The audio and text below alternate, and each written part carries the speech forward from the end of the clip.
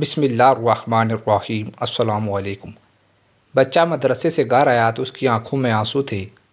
ماں پر نظر پڑتے ہی وہ زور و شور سے رونے لگا۔ ماں نے خیال کیا کہ بچہ بھوکا ہے، اسے کھانا دیا، لیکن اس کا رونا بند نہ ہوا۔ اب تو ماں پریشان ہو گئی۔ اس سے اس طرح رونے کا سبب پوچھا۔ بچے نے بتایا، میرے کپڑے جگہ جگہ سے پھٹ چکے ہیں، ان پر پیوند لگے ہیں۔ آپ ہیں کہ پیوند ہی لگائی چلی جاتی ہیں، مگر ماں اب تو پیوندوں کے لیے بھی جگہ نہیں بچی۔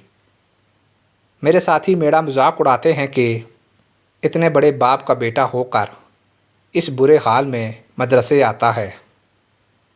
اس لیے جب تک آپ نئے کپڑے بنوا کر نہیں دیں گی، میں مدرسے نہیں جاؤں گا۔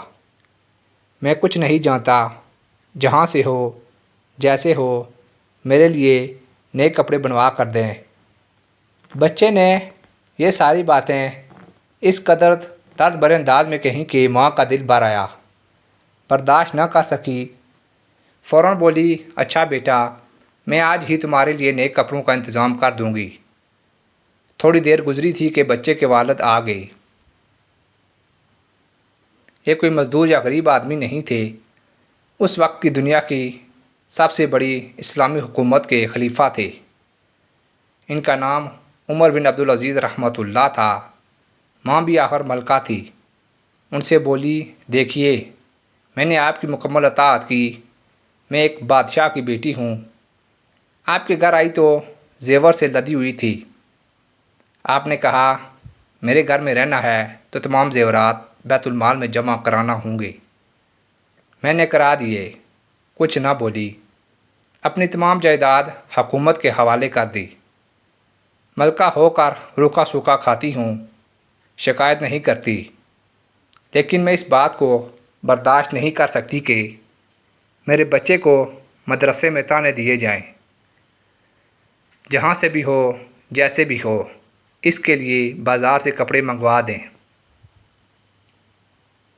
ملکہ نے یہ باتیں ایسے انداز میں کہیں کہ باپ کا دل بھی بھر آیا، مگر پاس کچھ نہیں تھا۔